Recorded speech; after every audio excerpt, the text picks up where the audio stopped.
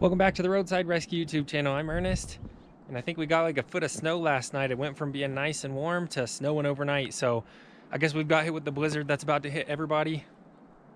And today I've actually got an old soccer buddy who hit me up. He bought a motorcycle and it's not working right. There's a couple of things wrong with it, but actually the weird one is one of the blinkers, when you turn it on, makes both of the blinkers blink. Or maybe they both turn on whenever you turn either on. I'm not sure, but we're gonna go look at it and see if we can figure it out for him. Hopefully he's got a garage or something, because this is crazy. This is the most it snowed overnight this year. Well, now I have a chore and a half. I've got to clean my truck off and get my tools loaded up, and then we'll get headed out.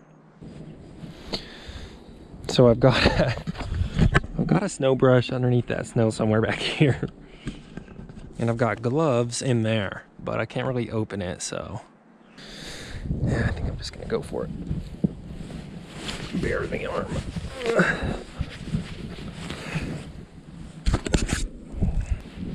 Jeez, that is deep.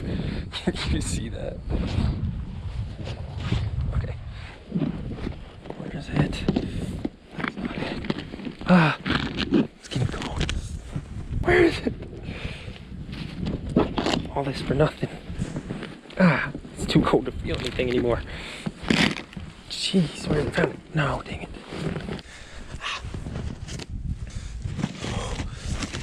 This is hurting. It hurts. No.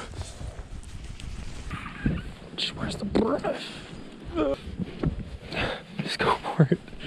Oh, it's not over here. Ouch. Okay, never mind. Plan B. We'll go get my wife's broom. Ouch. This video is sponsored by 𝕮𝖊𝖓𝖓. This is a 10-ton porta-power hydraulic kit. Alright, so here we've got the kit. Let me show you what all it comes with. You'll see a couple of bars that look like this. One of them is actually just different lengths of extender. That way you can custom fit one of your pieces the right length in between whatever you're working on. So you have this one that's just as long as well. I like this. It comes with a threaded jack handle as well. A lot of jack handles just slip in, but this one is not going to get knocked out or lost. Since when you thread it in there, you can't pull it out. So here we have the 10-ton hydraulic pump.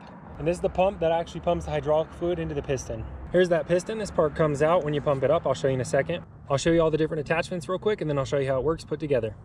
All of these are just going to slip into place and unslip whenever you're done. You don't have to unscrew these. You got the waffle head flat one there. This one's nice for grabbing onto corners and edges. Little 90-degree angled there. We've got the big flat pusher. This one's for like unbending a frame. This nice rubber ball end for pushing on sheet metal or things like that. And we've got this little forked one, and then we have one other piece as well that's pretty cool. Now this attachment here isn't a pusher, an expander in this direction, rather in this direction. So we've got some opening jaws here. I'll hook this one up and show it to you. All right, so check out how this opens up with just a few pumps. And it's maxed out there. Close it. And the best part about this is there's no splash or anything when you disconnect it. Just like that. Alright, this one's definitely my favorite attachment. Let's hook this up as well. Now this one has a 10-ton capacity, and this is the one you'll use to rebend frames and stuff like that. So if you're interested in this porta pump, check out the link in the description and the pinned comment. Thanks to 𝕮𝖊𝖓 for sponsoring the video. Let's get back to it. All right. Oh, my hands hurt. That was a mistake. I thought it was right back there. You think my truck would overheat if I drove it like this? All right, just got loaded up and ready to go. I left my tools in the back. They usually get full of snow, but I just don't have any room for them up here, so it is what it is. I've got my sockets though, because it drives me crazy when these get full of snow, so out of anything I use those the most. And at least snow's dry, so I'll just shake all those off this afternoon when I'm done. All right, I'm assuming this is the bike in question. I just pulled back here. I was gonna park at the road, and then I saw this, so I just came and parked here. I usually just guess. All right, let me grab this key and show you. We just started it. The battery's fine. It's not a battery issue. Let's see if I turn that on and that on. Okay, so here's the headlight. Now if I turn here, and then both lights just come on. And same thing the other direction. Now they told me that the previous owner rewired this headlight, and it looks like it's been rewired by somebody. I mean, that's not gonna last long at all. I brought some connectors and stuff. I see one bare wire there. My guess is that's probably that one, but here's some other wires here with nothing connected to them. We're just gonna have to take a look. Oh yeah, and the rear blinkers don't work at all, so we've got to figure that out as well.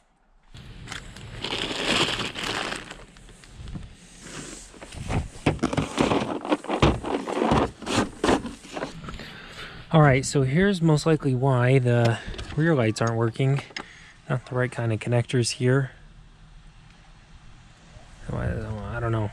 This may not be the particular issue, but the issue is somebody who has these skills got involved. Oh man, butt connectors. Turning into a mess. All right, let me just test for power back here. Like any power, I guess. Maybe for ground too, let's see.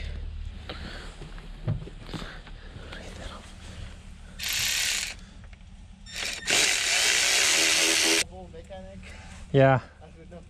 Oh, that's funny. Yep. Roadside rescue. I'm gonna get that seat out right here. Same thing on the other side.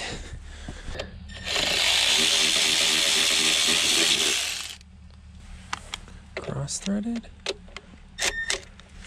Looks cross-threaded. No, it just has a weird washer on it. Weird spacer. There we go. Probably need those keys again. Grab these and check for some power. Something small being jumped right off the battery too. Is that the whole bike now? Ain't no way, bro. Ain't no way. Okay, there we go. Got that on that wire. Let's see.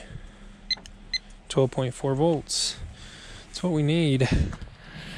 See if I can just back probe these junk connectors here. That's grounded, and that ain't got no power. Which one's grounded though? The red one? Yep. Ground, and that probably shouldn't be on yet. Let's do this though. What do we got? Voltage now? Okay, now the red one has not a ground, but a little bit of voltage.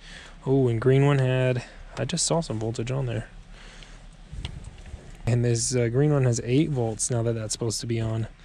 And that one's not grounded, so definitely some shorts in here somewhere. So now I've just got to find them.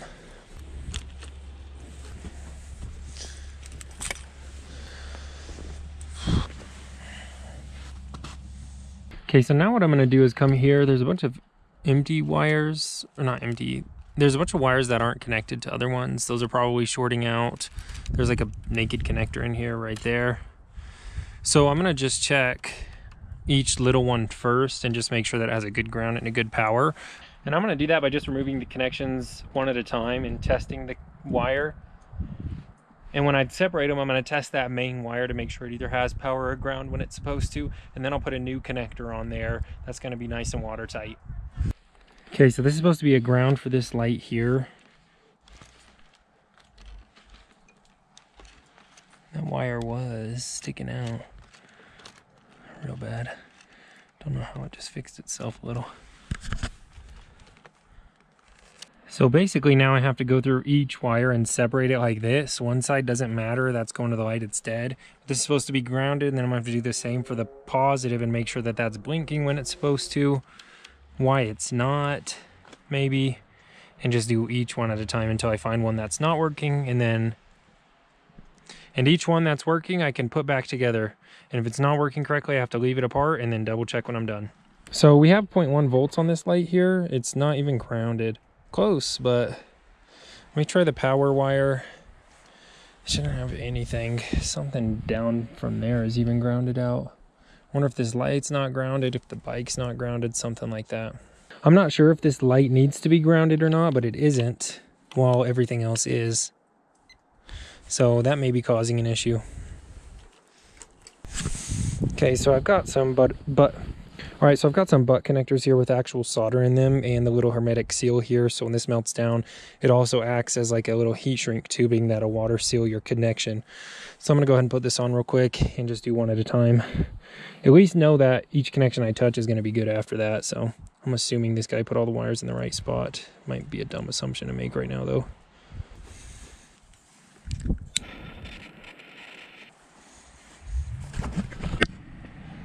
Okay, then it looks like that.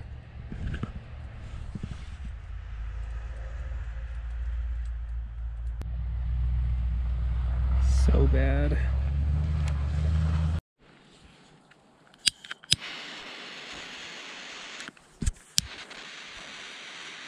Two down, about 15, 20 to go.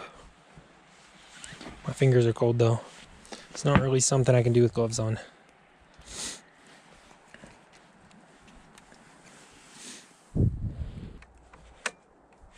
Okay. I feel like you have to sort of expect this stuff when you buy a motorcycle though. Here's the actual old information center here, and the camera died, but I was just gonna say all the wires were cut at once, and every time that happens, you know the person hasn't labeled the wires. All right, I got the wiring back here fixed as well, and that's looking nice.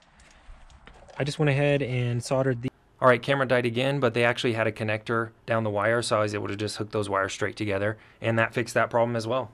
So the left clutch, you know, right? No, man. So is it in neutral? So yeah, it's in neutral. So you push that in, and then you just start it and let out the clutch. Yep. Nice.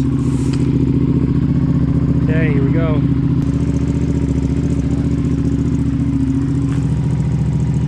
Nice. Oh, my feet are freezing. I just left. I actually got a $20 tip because I worked so good. Took like a couple of hours, a little bit longer than I thought, but since it was my buddy, I didn't mind staying out there a little bit longer, and I don't think he mind giving me a little bit of a tip. He said he was super glad I knew what I was doing, and that's just something that's been bothering him since he got the motorcycle a couple of weeks ago and needed to get fixed before he could drive safely. I'm glad we were able to get it fixed for him. That's a job well done.